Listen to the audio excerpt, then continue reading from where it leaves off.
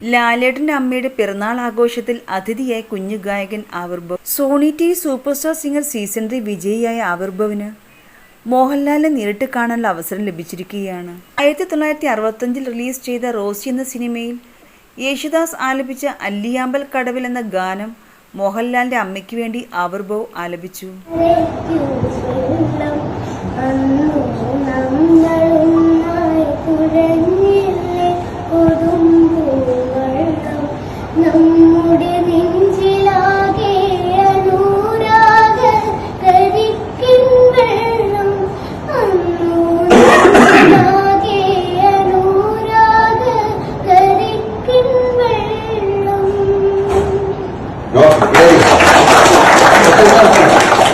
സംവിധായകൻ മേജർ രവിയും ചടങ്ങിൽ പങ്കെടുത്തിരുന്നു.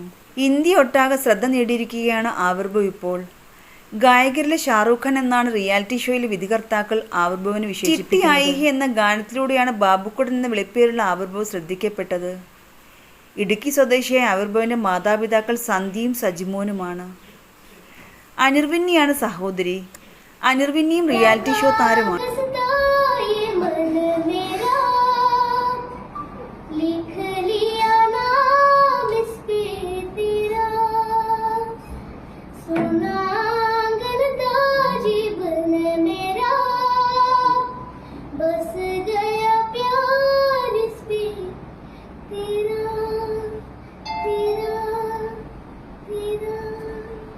ആലാപന മികവ് കൊണ്ട് കേരളത്തിന് പുറത്തും ആരാധകരെ ഉണ്ടാക്കാൻ ആവിർഭവിന് കഴിഞ്ഞു.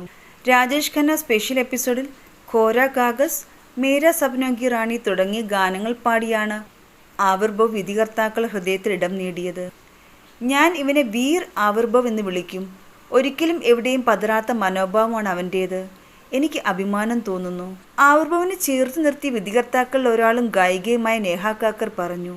രാജ്യത്തുടനീളം കഴിവ് തെളിയിച്ച യുവഗായകരെ ഒരുമിച്ച് കൊണ്ടുവന്ന റിയാലിറ്റി ഷോയാണ് സൂപ്പർ സ്റ്റാർ സിംഗർ സീസൺ 3.